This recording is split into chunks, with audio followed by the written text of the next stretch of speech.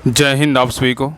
तो चलिए शुरुआत करते हैं आज के इस क्लास में ज्ञान बिंदु जीएस एकेडमी जो सर के द्वारा बिहार समान ज्ञान का बुक निकाला गया है सेकंड एडिशन का, इसी को जो है ना कंप्लीट कर रहे थे। देखिए इसमें कौन कौन सा चैप्टर करवा चुके हैं एक बार देख लीजिए। इसमें देखिए चैप्टर नंबर 1 बिहार का समान परिचय जो ये करवा चुके हैं, और देखिए चैप्टर नंबर 2 बिहार का जातीय जनगणना ये भी करवा चुके हैं, और चैप्टर नंबर देखिए 3 बिहार का जो प्राचीन इतिहास है पेज नंबर कितना 1327 ये भी देखिए करवा चुके हैं। आज के जो इस क्लास में देखने वाले हैं चैप्टर नंबर 4 देखेंगे जो क्या है बिहार का जो है ना मध्यकालीन इतिहास है। बहुत इंपॉर्टेंट चैप्टर है, इससे भी जो है ना बहुत सारे क्वेश्चन एग्जाम में देखने को मिलता है। जो भी बिहार में एग्जाम पड़ता है, चाहे बिहार बीपीएससी हो, बिहार दरोगा हो, बिहार पुलिस हो या जो बिहार एसएससी हो, ये सभी एग्जाम में जो है ना देखने को बिहार से क्वेश्चन मिलता है। और क्या है चैप्टर मध्यकालीन इतिहास है। और इसके अलावा देखिए इसमें जो है ना चैप्टर नंबर 13 विविध करवा चुके हैं, और chapter number 14 Bihar previous year प्रश्नावली। देखिए बहुत इंपॉर्टेंट चैप्टर था, जो सारा जो है ना जितने भी बिहार में एग्जाम हुआ था सारा जो देखिए क्वेश्चन जो पूछा गया था ये सारा देखिए करवा चुके हैं। और इसके अलावा देखिए चैप्टर नंबर 15 जो 5 मॉडल प्रैक्टिस सेट दिया गया था 100 क्वेश्चन का, ये 500 जो है ना क्वेश्चन करवा चुके। तो लगभग जो है ना 3 चैप्टर इधर और बाकी 3 चैप्टर इधर जो है ना 6 चैप्टर करवा चुके। बाकी जो बीच में बच रहा है ना ये सारा कंटिन्यू करके जो है ना सारा बुक को खत्म करेंगे। तो आज के इस क्लास में जो है ना बिहार का क्या है मध्यकालीन इतिहास पढ़ेंगे, ठीक है।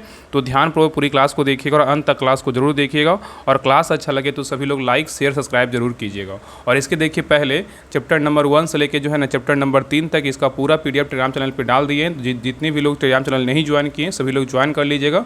डिस्क्रिप्शन में जो है लिंक दिया हुआ राहुल स्टडी ग्रुप के नाम से टेलीग्राम चैनल है, तो उस पर लिंक पर क्लिक करके जो है ना ज्वाइन कर लीजिएगा। वहाँ पे जो है ना चैप्टर नंबर 1 से लेके 3 तक जो है ना आपको सारा पीडीएफ मिल जाएगा, और सारा जो है ना क्लास का आपको लिंक भी मिल जाएगा।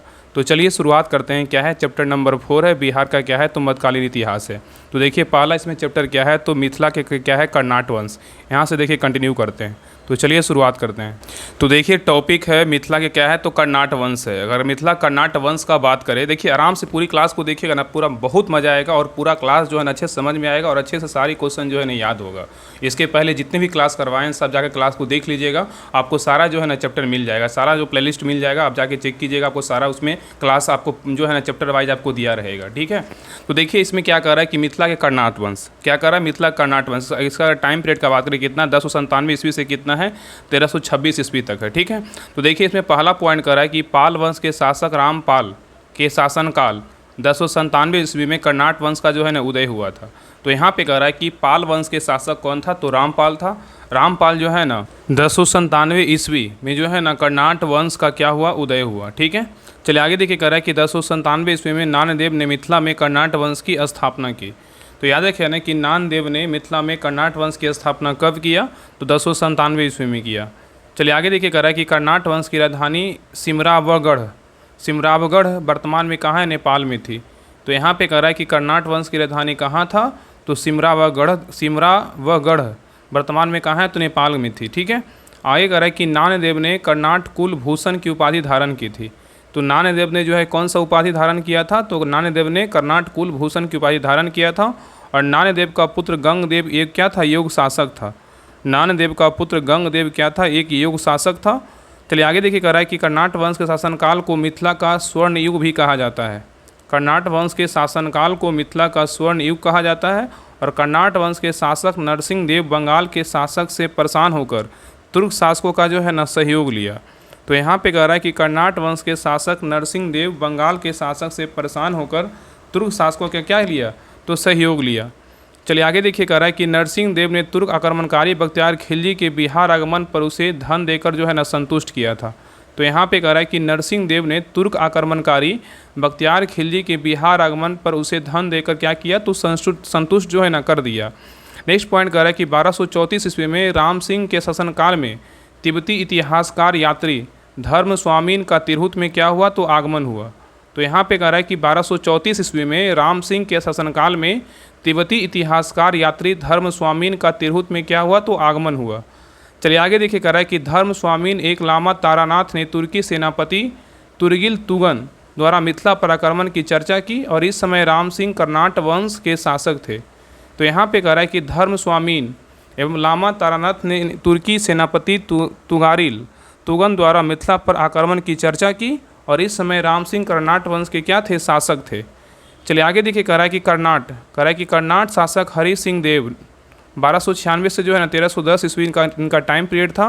तो कह रहा है कि कर्नाट शासक हरि सिंह देव ने मिथिला के कुल 14 विभिन्न स्थानों पर विवाह मेला स्थापित किया था। इसमें से वर्तमान में सिर्फ सौराष्ट्र तथा विवाह मेला क्या था, अस्तित्व जो है ना कायम था। आगे देखिए कह रहा है कि हरि सिंह एक महान समाज सुधारक थे। जो हरि सिंह थे क्या थे, एक महान समाज सुधारक थे। और हरि सिंह ने पंजी व्यवस्था के जो है ना शुरुआत किया था। तो पंजी व्यवस्था का शुरुआत किसने किया था, तो हरि सिंह ने किया था। और गयासुद्दीन तुगलक से पराजित होकर हरि सिंह जो है ना नेपाल चले गए थे। तो गयासुद्दीन तुगलक से पराजित होकर हरि सिंह कहाँ चले गए थे, नेपाल चले गए थे। ठीक है, चलिए आगे देखिए। नेक्स्ट टॉपिक है सल्तनत काल में क्या है, तो बिहार है। टॉपिक क्या है, सल्तनत काल में बिहार है, इसको देखते हैं। तो कह रहा है कि बिहार में तुर्क सत्ता का वास्तविक संस्थापक बख्तियार खिलजी को जो है ना माना जाता है। तो बिहार में तुर्क सत्ता का वास्तविक संस्थापक किसको माना जाता है, तो बख्तियार खिलजी को माना जाता है। और बख्तियार खिलजी ने 1198 ईस्वी में उदनपुरी मतलब बिहार शरीफ पर विजय प्राप्त किया था। बख्तियार खिलजी जो था 1198 ईस्वी में उदनपुरी मतलब बिहार शरीफ में है, जो विजय पर क्या किया था, विजय प्राप्त किया था। ठीक है, चलिए आगे देखिए। कह रहा है कि बख्तियार खिलजी के आक्रमण का स्रोत तबकात नासिरी तथा रियाज ये क्या है, रियाज उस सलातीन है। तो कह रहा है कि बख्तियार खिलजी के आक्रमण का स्रोत क्या है, तबकात नासिरी तथा क्या है, रियाज उस सलातीन है। और आगे कह रहा है कि बख्तियार खिलजी ने बौद्ध धर्म के विरोधियों के सहयोग से नालंदा विश्वविद्यालय को नष्ट किया। तो यहाँ पे कह रहा है कि बख्तियार खिलजी ने बौद्ध धर्म के विरोधियों के सहयोग से नालंदा विश्वविद्यालय को नष्ट किया और बख्तियारपुर जो है ना शहर की जो है ना स्थापना की। कौन किया, तो बख्तियार खिलजी किया। चलिए आगे देखिए। नेक्स्ट है, कह रहा है बख्तियार खिलजी ने 1203 से 4 में नदिया मतलब बंगाल पर चढ़ाई की, जो सेन वंश के शासक लक्ष्मण सेन की क्या थी, राजधानी थी। तो यहाँ पे कह रहा है कि बख्तियार खिलजी ने 1203 से 1204 ईस्वी में नदिया मतलब बंगाल पर चढ़ाई की, जो सेन वंश के शासक लक्ष्मण सेन की राजधानी थी। और बख्तियार खिलजी ने अपनी राजधानी लखनऊती में क्या किया, स्थापित किया। और नेक्स्ट कह रहा है कि बीमारी की अवस्था में बख्तियार खिलजी ने एक अधिकारी अली मर्दान ने उसकी हत्या करके उसका शव बिहार शरीफ के इमादपुर मोहल्ला में दफन कर दिया था। चलिए आगे देखिए। कह रहा है कि इल्तुतमिश ने 1225 ईस्वी में बिहार पर आक्रमण किया और इल्तुतमिश ने मलिक जानी को बिहार में अपना पहला सूबेदार जो है ना नियुक्त किया था। तो यहाँ पे कह रहा है कि इल्तुतमिश ने 1225 ईस्वी में बिहार पर आक्रमण किया और इल्तुतमिश ने मलिक जानी को बिहार में अपना क्या किया, पहला सूबेदार नियुक्त किया। चलिए आगे देखिए। कह रहा है इल्तुतमिश के पुत्र नसरुद्दीन महमूद ने अवध, बिहार तथा लखनऊती को एक ही प्रशासनिक इकाई के रूप में संगठित कर 1227 से 1229 ईस्वी तक शासन किया। तो यहाँ पे कह रहा है इल्तुतमिश के पुत्र नसरुद्दीन महमूद ने अवध में बिहार तथा लखनऊती को एक ही प्रशासनिक इकाई के रूप में संगठित कर 1227 से जो है ना 1229 ईस्वी तक शासन किया। चलिए आगे देखिए। कह रहा है कि बिहार को दिल्ली सल्तनत के अधीन करने वाला प्रथम सुल्तान इल्तुतमिश था। तो बिहार को दिल्ली सल्तनत के अधीन करने वाला प्रथम सुल्तान कौन था, इल्तुतमिश था। और बलबन के शासनकाल में गया का क्षेत्र दिल्ली के क्या था, अधीन था। तो बलबन के शासनकाल में गया का क्षेत्र किसके अधीन था, दिल्ली के अधीन जो है ना, गया का क्षेत्र किसके अधीन था, तो दिल्ली के अधीन था, जिसका वर्णन गया के राजा वनराज की गया प्रशास्ति में जो है ना किया गया है। चलिए आगे देखिए। कह रहा है कि 1297 ईस्वी में अलाउद्दीन ने शेख मोहम्मद इस्माइल को दरभंगा भेजा, परंतु राजा शुक्र सिंह ने इस सेना को जो है ना पराजित कर दिया। तो यहाँ पे कह रहा है कि 1297 ईस्वी में अलाउद्दीन ने शेख मोहम्मद इस्माइल को दरभंगा भेजा, परंतु राजा शुक्र सिंह ने इस सेना को क्या किया, पराजित कर दिया। चलिए आगे देखिए। कह रहा है कि तुगलक काल में बिहार की राजधानी कहाँ थी, बिहार शरीफ मतलब नालंदा थी। याद रखिएगा, नालंदा डिस्ट्रिक्ट में ही क्या है, एक बिहार शरीफ जो है ना शहर है। तो कह रहा है कि तुगलक काल में जो है ना बिहार की राजधानी कहाँ थी। बहुत बार क्वेश्चन जो है ना पूछा हुआ क्वेश्चन है। क्वेश्चन पूछेगा कि तुगलक काल में बिहार की राजधानी कहाँ थी, तो बिहार शरीफ था। और बिहार शरीफ कहाँ है, तो नालंदा डिस्ट्रिक्ट में है। आगे कह रहा है कि गयासुद्दीन तुगलक ने मिथिला के कर्नाट वंशीय शासक हरि सिंह को पराजित किया और मोहम्मद बिन तुगलक ने बिहार का विलय दिल्ली में से जो है ना सल्तनत में कर दिया, दिल्ली सल्तनत में कर दिया। चलिए आगे कह रहा है कि मोहम्मद बिन तुगलक के काल में दरभंगा में एक दुर्ग तथा जामा मस्जिद का निर्माण करवाया गया था और एवं इस शहर का नाम बदलकर तुगलकापुर जो है ना कर दिया गया। तो कह रहा है कि मोहम्मद बिन तुगलक के काल में दरभंगा में एक दुर्ग तथा जामा मस्जिद का निर्माण करवाया गया तथा एवं इस शहर का नाम बदलकर जो है तुगलकपुर कर दिया गया। चलिए आगे कह रहा है कि फिरोज शाह तुगलक एवं बिहार के प्रसिद्ध संत जो है ना शेख अहमद चिम्रपोश, कह रहा है कि फिरोज शाह तुगलक एवं बिहार के प्रसिद्ध संत शेख अहमद चिम्रपोश के मुलाकात की जानकारी सरीते फिरोज शाही में जो है ना मिलती है। नेक्स्ट देखिए। कह रहा है कि खिलजी वंश के समय के कुछ सिक्के शाहपुर मतलब भोजपुर से जो है ना प्राप्त हुए हैं। तो खिलजी वंश के समय के कुछ सिक्के जो है शाहपुर मतलब भोजपुर से प्राप्त हुए हैं। और नेक्स्ट पॉइंट कह रहा है कि 14वीं शताब्दी में तिरहुत पर आधिपत्य कर फिरोज शाह तुगलक ने एक नए राजवंश की स्थापना की और इस वंश को जो है ना बैनवार वंश या हिनवाल वंश जो है ना कहा जाता है।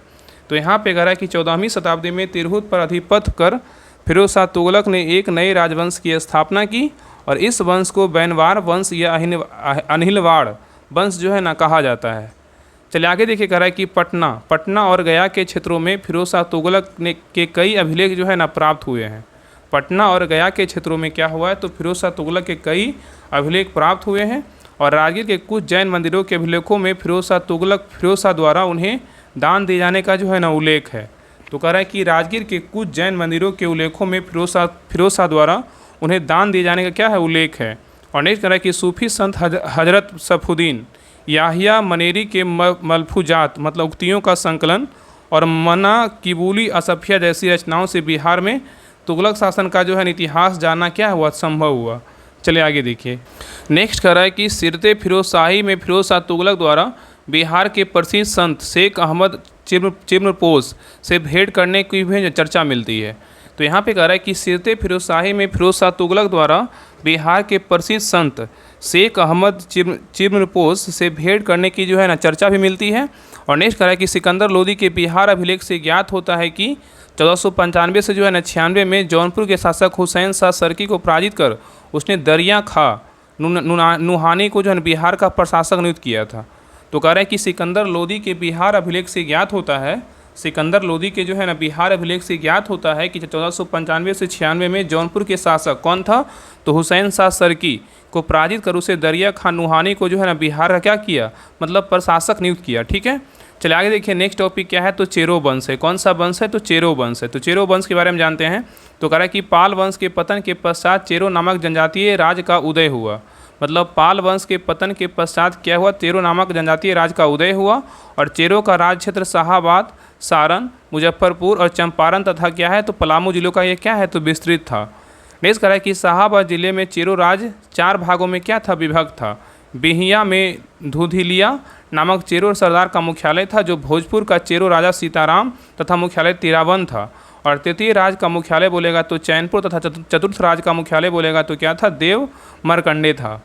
आगे देखिए, कह रहा है कि पलामू के चेरो का सबसे महान शासक बोलेगा तो मेदिनी राय था। देखिए पॉइंट याद रखने का है। कह रहा है कि पलामू के चेरो का सबसे, अगर पूछेगा कि पलामू के चेरो का सबसे बड़ा महान शासक कौन था, तो मेदिनी राय था, जिसका राज गया, दाऊदनगर, रामगढ़ एवं अरवल तक विस्तृत था। और मेदिनी राय के पश्चात उसका पुत्र जो है ना प्रताप राज क्या है, राजा बना। ठीक है, तो मेदिनी राय के पश्चात उसके बाद क्या हुआ, उसका पुत्र प्रताप राय राजा बना।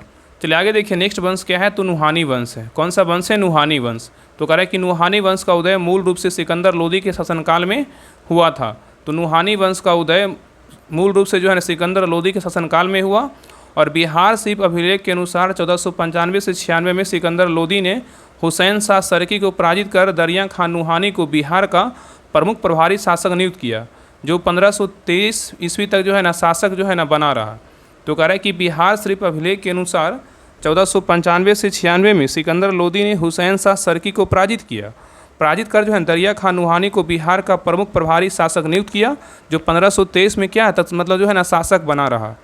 आगे देखिए, कह रहा है कि दरिया खां नुहानी की मृत्यु के पश्चात इसका पुत्र बहार खां नुहानी प्रशासक बना और इसने स्वयं को स्वतंत्र शासक घोषित किया और सुल्तान मोहम्मद की जो है ना उपाधि धारण की। चलिए आगे देखिए, कह रहा है कि इब्राहिम लोदी ने कनकपुरा युद्ध में मोहम्मद शाह नुहानी को पराजित किया।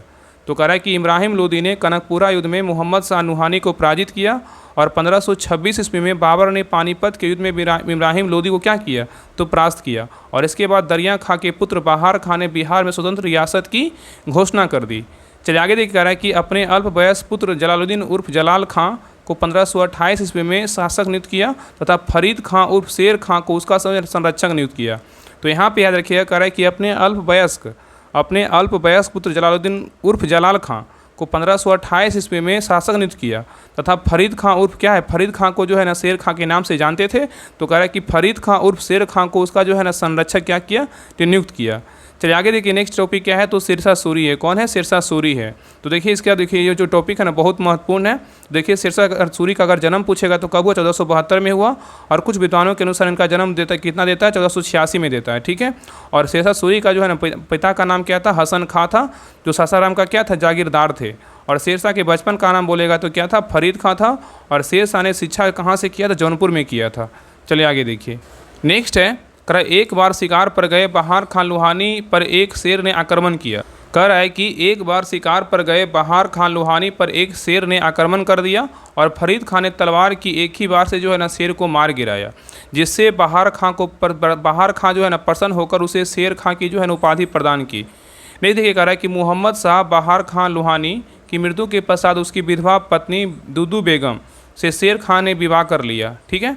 चलिए आगे देखा रहा है कि शेर खां जलाल खां का संरक्षक नियुक्त किया गया, और 1529 ईस्वी में महमूद लोदी की तरफ से घाघरा युद्ध में जो है ना भाग लिया। कह रहा है कि 1529 ईस्वी में महमूद लोदी की तरफ से घाघरा युद्ध में भाग लिया, और 1530 में लाड मालिका मतलब चुनार के फौजदार ताज खां का जो है ना ताज खां की विधवा से क्या किया? विवाह किया।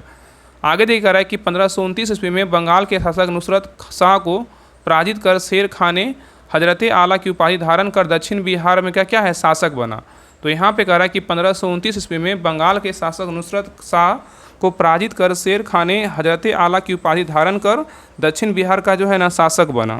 और नेक्स्ट कह रहा है कि सूरजगढ़ के युद्ध में शेर शाह ने सुल्तान महमूद शाह और नुहानियों की संयुक्त सेना को परास्त कर बिहार में अपना जो है राजनीतिक वर्चस्व स्थापित किया। तो कह रहा है कि सूरजगढ़ के युद्ध जो कब हुआ था? 1514 ईस्वी में हुआ था। में शेर शाह ने सुल्तान महमूद शाह और नुहानियों की संयुक्त सेना को परास्त कर बिहार में अपना क्या है? राजनीतिक वर्चस्व स्थापित किया। चलिए आगे देखा रहा है कि चौसा का युद्ध कब हुआ था? 26 जून 1539 को हुआ था। तो चौसा का युद्ध कब हुआ था? 26 जून 1539 को हुआ था, और शेर खां एवं हुमायूं के बीच हुआ था। और इस युद्ध में शेर खां विजयी रहा था, और इस युद्ध के बाद जो है ना शेर खां ने शेरशाह की उपाधि धारण की थी। चलिए आगे देखा रहा है कि 1540 ईस्वी में कन्नौज मतलब बिलग्राम के युद्ध में हुमायूं को परास्त कर द्वितीय अफगान साम्राज्य और सूर वंश की जो है ना स्थापना की। तो 1540 ईस्वी में कन्नौज जो है ना, कन्नौज या बोल सकते हैं तो बिलग्राम बोल सकते हैं। कन्नौज मतलब कन्नौज के युद्ध में मतलब हुमायूं को परास्त कर दिया, और द्वितीय अफगान साम्राज्य और सूर वंश की जो है ना स्थापना की।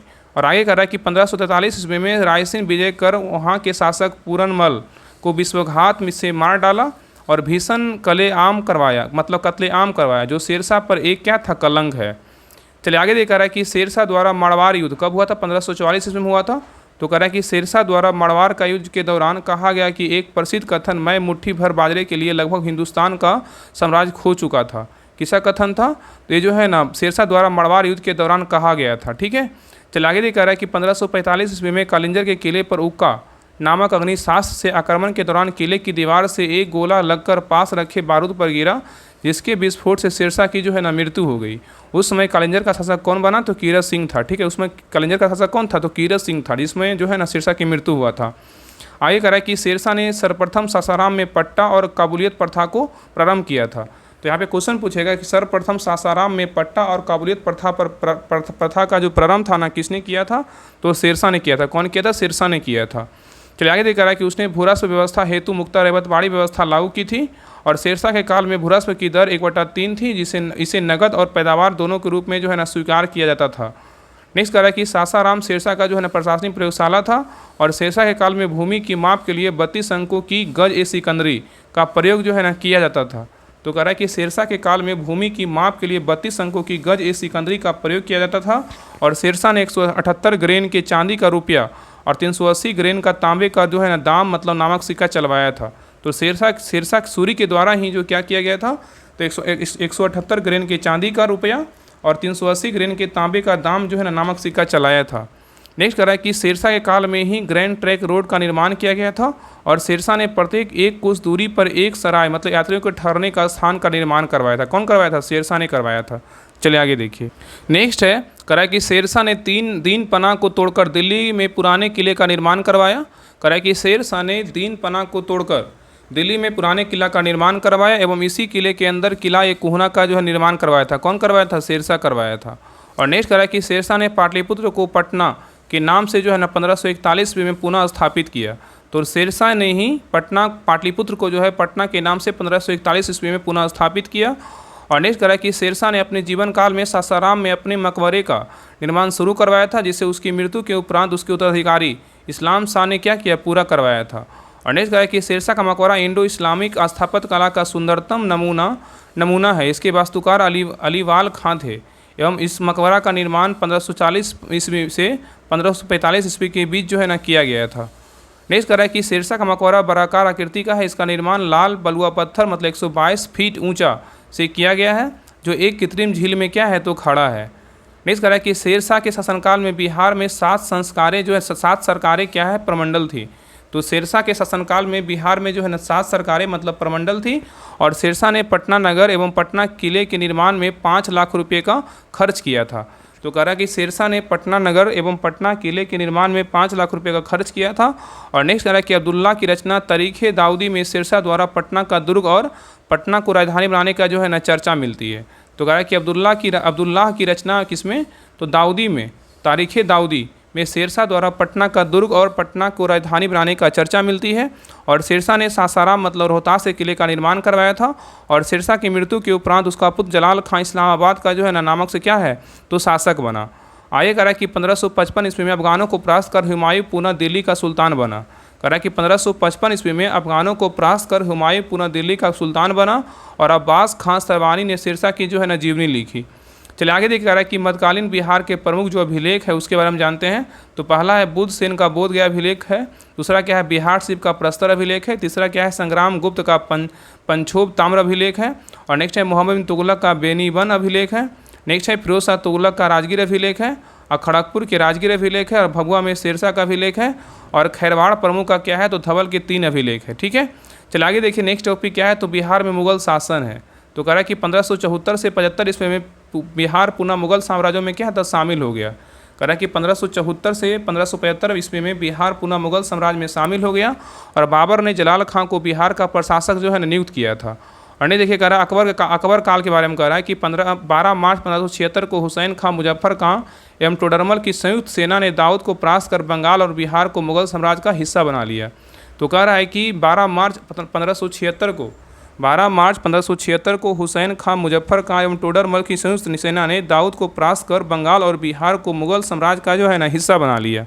चलिए आगे देखिए, नेक्स्ट कह रहा है कि 1580 ईस्वी के आसपास अकबर ने बिहार को मुगल साम्राज्य का सूबा या प्रांत बना दिया एवं खां ने खाना मुनीम खान को बिहार का जो है ना गवर्नर नियुक्त किया। तो कह रहा है कि 1580 ईस्वी के आसपास अकबर ने बिहार को मुगल साम्राज्य का सूबा या प्रांत बना दिया एवं खां ने खाना मुनीम खां को बिहार का जो है ना गवर्नर नियुक्त किया। नेक्स्ट कह रहा है कि कालांतर में अकबर ने मान सिंह को बिहार का सूबेदार नियुक्त किया। ये अकबरकालीन सबसे प्रसिद्ध जो है ना सूबेदार थे। नेक्स्ट कह रहा है कि मान सिंह ने रोहतास को अपनी राजधानी बनाई। और अकबर के शासनकाल में बिहार में सबसे अधिक क्या हुए थे विद्रोह हुआ था। और नेक्स्ट कह रहा है कि खां ने आजम मिर्जा अजीज कोका को बिहार का गवर्नर नियुक्त किया गया था। और नेक्स्ट कह रहा है कि महेश ठाकुर के विद्वता से प्रसन्न होकर 1556 से 57 में अकबर ने उन्हें मिथिला राज पुरस्कार स्वरूप जो है ना प्रदान किया था। चलिए आगे देखिए, कह रहा है कि अकबर के शासनकाल में ईरानी यात्री अब्दुल लतीफ़ बिहार आया था।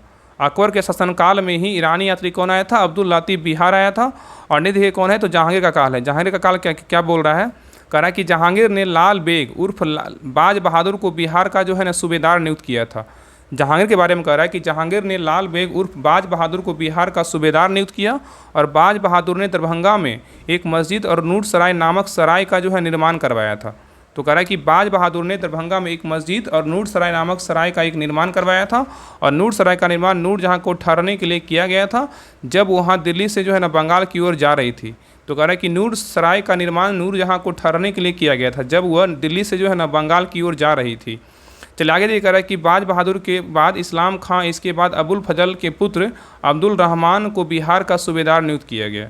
तो कह रहा है कि बाज बहादुर के बाद इस्लाम खान एवं इसके बाद अब्दुल फजल के पुत्र अब्दुल रहमान को बिहार का सूबेदार नियुक्त किया गया। और अब्दुल रहमान ने कुतुब नामक एक फ़कीर के विद्रोह को सफलतापूर्वक जो है ना दबा दिया था। चलिए आगे देखिए, कह रहा है कि 1615 ईस्वी में नूरजहाँ के भाई इब्राहिम खां को जो है ना सूबेदार नियुक्त किया गया। तो कह रहा है कि 1615 ईस्वी में नूरजहाँ के भाई इब्राहिम खान को सूबेदार नियुक्त किया गया। और इब्राहिम खान ने मनेर मतलब पटना में मखदूम शाह दौलत मकबरा का निर्माण करवाया था। तो कह रहा है इब्राहिम खान मतलब मनेर, इब्राहिम खान ने मनेर मतलब कहाँ है पटना में मखदूम शाह दौलत का मकबरा का निर्माण करवाया था। और 1621 ईस्वी में शहजादा परवेज बिहार का सूबेदार नियुक्त होने वाला प्रथम राजकुमार था। तो कह रहा है कि 1621 ईस्वी में शहजादा परवेज बिहार का सूबेदार नियुक्त होने वाला प्रथम राजकुमार था और इसके उपरांत यह पद केवल मुगल राजकुमारों को दिया जाने लगा। आगे कह रहा है कि जहांगीर के शासनकाल में 1626-27 में मिर्जा रुस्तम सफावी बिहार के क्या थे, सूबेदार थे। चलिए आगे देखिए नेक्स्ट क्या है, तो शाहजहां का काल है। कह रहा है सूबेदार सैयब खान ने 1628 से 29 के दौरान पटना में एक मदरसे का निर्माण करवाया जिसे वर्तमान में सैयब खां मदरसा के रूप में जो है ना जाना जाता है। तो कह रहा है कि शाहजहां के इस काल के बारे में कह रहा है कि सूबेदार सैयब खान ने 1628 से 29 के दौरान पटना में एक मदरसे का निर्माण करवाया जिसे वर्तमान में सैयब खाना का मदरसा के रूप में जो है ना जाना जाता है। चलिए आगे देख कह रहा है कि 1632 ईस्वी में अब्दुल्ला खान फिरोज जंग कह रहा है कि 1632 ईस्वी में अब्दुल्ला खान बहादुर फिरोज जंग को बिहार का सूबेदार नियुक्त किया गया। तो 1632 ईस्वी में अब्दुल्ला खान बहादुर फिरोज जंग को बिहार का सूबेदार नियुक्त किया गया और फिरोज जंग राजा प्रताप के विद्रोह को कुचल कर इसे राज्य उज्जैनिया भोजपुर को जो है ना मुगल साम्राज्य में मिला लिया। आगे कह रहा है कि शाहजहां ने अपनी पत्नी मुमताज महल के भाई शाइस्ता खां 1639 से 43 को जो है ना सूबेदार नियुक्त किया। तो कह रहा है कि शाहजहां ने अपनी पत्नी मुमताज महल के भाई शाइस्ता खां मतलब जो है ना 1639-43 को क्या किया, सूबेदार नियुक्त किया। चलिए आगे देखिए नेक्स्ट है कि 1657 ईस्वी में अलीवर्दी खान सूबेदार के रूप में नियुक्त किए गए और इसने मुगल उत्तराधिकार की लड़ाई में शहजादा शुजा का जो है ना साथ दिया था। तो कह रहा है कि 1657 में अलीवर्दी खां सूबेदार के रूप में नियुक्त किए गए, इसने मुगल उत्तराधिकारी की लड़ाई में शहजादा शुजा का साथ दिया था। और नहीं देखिए कौन है, औरंगजेब का काल है। तो कह रहा है कि बिहार के सूबेदार के रूप में दाऊद खां कुरैशी 1659 से 64 ईस्वी का इनका टाइम पीरियड था। तो कह रहा है कि बिहार के सूबेदार के रूप में दाऊद खां कुरैशी की नियुक्ति की गई। औरंगजेब के काल में ब्रिटिश यात्री वर्नियर बिहार आया और उस समय पटना को देश के बड़े शहरों में से एक माना था। ठीक है, तो कह रहा है ना कि औरंगजेब के काल में ब्रिटिश यात्री वर्नियर बिहार आया और उस समय पटना को देश के जो है ना बड़े शहरों में से एक माना था। और कह रहा है कि इसी काल में ब्रिटिश यात्री जॉन मार्शल एवं डच यात्री डी ग्रेफी ने बिहार में पड़े अकाल का उल्लेख किया था। और नेक्स्ट 1702 ईस्वी में अजीम उस शान को बिहार का सूबेदार नियुक्त किया गया और उसने पटना का नाम अजीमाबाद रखा तथा इसने पुनर्निर्माण में 1 करोड़ रुपये क्या किए, तो खर्च किए थे। नहीं देखिए पॉइंट क्या कर रहा है कि उत्तरकालीन मुगल शासकों से जुड़े क्या है, तो प्रमुख तथ्य है। तो पॉइंट कर रहा है कि उत्तरकालीन मुगल शासकों से जुड़े क्या है, प्रमुख तथ्य, इसके बारे में जानते हैं। तो कह रहा है कि फर्रुख सियर का जन्म जो है ना पटना में हुआ था और फर्रुख सियर प्रथम मुगल बादशाह था जिसके राज्याभिषेक 1713 में जो है ना पटना में हुआ था। औरंगजेब ने मुर्शिद कुली खान को बंगाल, बिहार, उड़ीसा का सूबेदार नियुक्त किया था और मुर्शिद कुली खान ने 1704 ईस्वी में बंगाल की राजधानी ढाका से जो मुर्शिदाबाद क्या स्थानांतरित कर दिया। तो कह रहा है कि औरंगजेब ने मुर्शिद कुली खां को बंगाल मतलब बिहार, उड़ीसा का सूबेदार नियुक्त किया था और मुर्शिद कुली खां ने 1704 ईस्वी में बंगाल की राजधानी ढाका से जो है मुर्शिदाबाद स्थानांतरित कर दिया था। चलिए आगे ये कह रहा है कि गिरिया के युद्ध के बाद अलीवर्दी खां 1740 से 56 के नवाब बना और वह बंगाल का क्या था, अंतिम शक्तिशाली नवाब था। और आगे कह रहा है कि 1756 ईस्वी में सुजाउद्दौला अलीवर्दी खां का नाती बंगाल का क्या बना, तो नवाब बना। नेक्स्ट कह रहा है कि जून 1757 में प्लासी के युद्ध में वह अंग्रेजों से क्या हुआ, तो हार गया। कह रहा है कि जून 1757 में प्लासी के युद्ध में वह अंग्रेजों से हार गया और जून 1757 में मीर जाफर बंगाल का क्या बना, तो नवाब बना। और नेक्स्ट कह रहा है कि ख्वाजा कला मतलब पटना में दारू अदल मस्जिद, कह रहा है ख्वाजा कला पटना में दारुल अदल मस्जिद का निर्माण सूबेदार फर्रुखदौला ने करवाया था। आगे देखिए कह रहा है कि बिहार में शाह आलम द्वितीय का राज्याभिषेक अंग्रेज के संरक्षण में हुआ था। बिहार में शाह आलम द्वितीय का राज्याभिषेक अंग्रेजों के संरक्षण में हुआ था और मुगल काल में बिहार जो है ना 7 प्रमंडल में क्या था, विभाजित था। जो मुगल काल था बिहार में कितने प्रमंडल में विभाजित था, तो 7 प्रमंडल में विभाजित था। चलिए आगे देखिए कह रहा है बिहार के प्रमुख मुगल सूबेदार कौन कौन था। देखिए अकबर काल में कौन कौन था, मुनीम खान, सुजात खान, मिर्जा अजीब कोका और राजा मानसिंह था। और नहीं देखिए जहांगीर काल में कौन था, तो अफजल खान, शाहजादा और परवेज था। और शाहजहां काल में कौन था, खान आलम और शाइस्ता खां था। औरंगजेब काल में कौन था, तो शहजादा अजीम था। ठीक है, चलिए आगे देखिए कह रहा है कि बिहार के प्रमुख सूफी संत कौन है, इसके बारे में देखिए। कह रहा है बिहार के सूफी संत के बारे में कह रहा है इमाम मोहम्मद ताज फकी, कह रहा है खानाकाह मनेर शरीफ स्थापना 1180 में और भारत की सबसे पुरानी खानाकाहों में से एक था क्या, तो इमाम मोहम्मद ताज फकी था। ठीक है, चलिए आगे देखिए नेक्स्ट है कह रहा है खानकाह से संबंधित अन्य प्रसिद्ध संत कमालुद्दीन क्या है, अहमद है। कह रहा है कि खानकाह से संबंधित अन्य प्रसिद्ध संत शाह कमालुद्दीन अहमद है और शाह अलाउद्दीन बुखारी सतारी के बारे में कह रहा है खानाकाह क्या था, बेगूसराय का, सिलसिला बोलेगा सतारी का। और नेक्स्ट है दरिया साहेब, दरिया साहब जो है ना शेख सफुद्दीन अहमद याहिया मनेरी, खानाकाह बोलेगा तो बिहार से पैगंबर मोहम्मद के दाढ़ी के बाल व अंगूठी क्या थे, संरक्षित थे। और सिलसिला बोलेगा तो क्या था, फिरदौसी का। इस तरह कि मोहम्मद जिलानी अमझरी कादरी, इनका खानाकाह बोलेगा तो अमझर शरीफ औरंगाबाद में है, सिलसिला बोलेगा तो क्या था, कादरी था। चलिए आगे देखिए नेक्स्ट टॉपिक क्या है, तो बिहार का जो है ना सिख धर्म है। देखिए टॉपिक क्या है, तो बिहार का जो है ना मध्यकालीन इतिहास का लास्ट टॉपिक है। क्या है, तो बिहार का जो है ना सिख धर्म है। तो कह रहा सिख धर्म के संस्थापक गुरु नानक देव थे। उन्होंने बिहार में गया, राजगीर, पटना, मुंगेर और भागलपुर के रास्ते राजमहल तक जो है ना यात्रा की थी।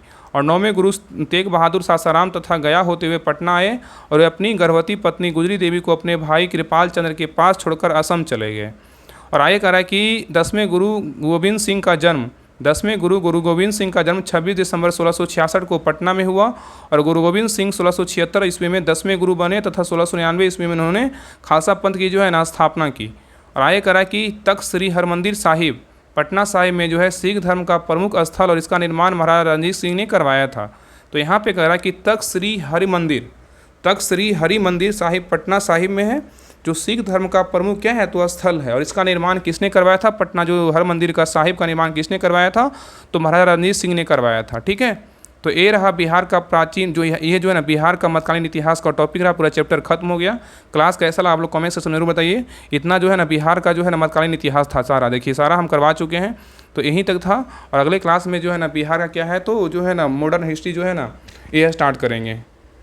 तो अगला जो क्लास होगा चैप्टर नंबर जो 5 होगा, क्या होगा, बिहार का जो है ना आधुनिक इतिहास कंप्लीट करेंगे। तो इसके पहले देखिए प्राचीन इतिहास करवा दिए, फिर देखिए ये मध्यकालीन इतिहास करवा दिए, फिर अगले क्लास में क्या करेंगे, तो आधुनिक भारत जो आधुनिक बिहार का जो इतिहास है वो देखिए वो भी क्या है, तो मोस्ट इंपॉर्टेंट टॉपिक है। तो चैप्टर है बहुत इंपॉर्टेंट, क्योंकि आधुनिक इतिहास से जो है ना बहुत सारे क्वेश्चन देखने को मिलता है। तो अगले क्लास में कंप्लीट करेंगे।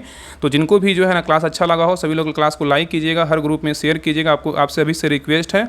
और जितने लोग क्लास को नए लोग देख रहे हैं सभी लोग जो है ना चैनल को सब्सक्राइब कर लीजिएगा। और सभी लोग जो है ना टेलीग्राम चैनल जरूर ज्वाइन कर लीजिएगा। इसका पीडीएफ के लिए सभी लोग टेलीग्राम चैनल जरूर ज्वाइन कर लीजिएगा। वहाँ पे सारा टेस्ट करंट वगैरह सारा कुछ वहाँ दिया जाता है, तो उसको जो है ना जरूर ज्वाइन करके रखिएगा। ठीक है, और बाकी देखिए जो बैच चल रहा है बिहार दरोगा का होमवर्क सीरीज, बिहार दरोगा 3rd टारगेट होमवर्क सीरीज जो बैच चल रहा है, इसको ज्वाइन कीजिए। अगर आपको लगता है कि हमें बिहार दरोगा का शुरू से तैयारी करना है, तो इस ग्रुप में जुड़ करके जो इसमें देखिए घटना चक्र बुक के साथ साथ आपको क्वेश्चन बैंक, एनसीईआरटी सार संग्रह, लूसेंट, ये सारा कुछ करवाया जा रहा है। तो आप इस ग्रुप को ज्वाइन कीजिए। अगर बिहार दरोगा का फी की बात करें 149 है। इसमें देखिए होमवर्क के साथ साथ जो है ना आपका सभी बुक से प्रैक्टिस सेट करवाया जा रहा है। तो आप इसको ज्वाइन कीजिए और प्रैक्टिस सेट लगाइए। आपका सारा जो है ना शुरू से आपका अच्छे से सारा कंप्लीट हो जाएगा, और अच्छे से जो है ना आपका एक लेवल का जो है ना आपका तैयारी हो जाएगा, ताकि आप जो है ना 100% आपका रिजल्ट हो। तो इसको ज्वाइन कीजिए। बिहार दरोगा का होमवर्क सीरीज चल रहा है, इसको ज्वाइन कीजिए। और जो बिहार पुलिस वाले हैं, बिहार पुलिस वाले अंत समय में जो है ना बिहार पुलिस होमवर्क सीरीज जो स्टार्ट हुआ, इसको ज्वाइन कीजिए। यह स्टार्ट है ऑलरेडी। इसमें देखिए बिहार पुलिस का जो है ना ज्ञान बिंदु का क्वेश्चन बैंक चल रहा है, लूसेंट ऑब्जेक्टिव चल रहा है, सब्जेक्टिव चल रहा है, ऑब्जेक्टिव जो है ना स्टार्ट हो चुका है, और एनसीईआरटी 60 संग्रह चल रहा है। ठीक है, बाकी ये तो इस सारा हम करवा चुके हैं। तो जिनको भी ज्वाइन करना है ना लास्ट समय में इसको ज्वाइन कर लीजिए। और बाकी जितना भी बिहार पुलिस का प्रैक्टिस सेट आ रहा है इस चैनल पे, सभी का जो है ना प्रैक्टिस सेट का पीडीएफ आपको इस ग्रुप में मिल जाएगा। और प्रैक्टिस सेट लगाइए, उसके बाद क्लास को देखिए, और ज़्यादा जो है ना आपको फायदा करेगा। तो जिनको भी ज्वाइन करना, बिहार पुलिस का होमवर्क सीरीज का फी अगर बात करें 99 रुपये लग रहा है। इसको पेमेंट करके जो है ना स्क्रीनशॉट सारा डिटेल टेलीग्राम चैनल पे दिया, उस नंबर पे जो है ना आप स्क्रीनशॉट भेज दीजिएगा।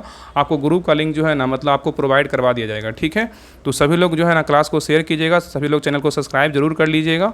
और लास्ट में आप लोग कमेंट कर दीजिएगा कि हाँ आप लोग का जो है ना क्लास कैसा लगा। और इसके पहले जितने भी क्लास करवाएं बिहार स्पेशल का, सभी क्लास को बारीकी से देख लीजिएगा। सभी का जो है ना प्लेलिस्ट बना हुआ है, इसके पहले जितने भी क्लास करवाएं सभी का पीडीएफ टेलीग्राम चैनल पे दिया हुआ है। तो सभी लोग टेलीग्राम चैनल ज्वाइन कर लीजिएगा। तो मिलते हैं नेक्स्ट क्लास में। तब तक के लिए जय हिंद, जय भारत।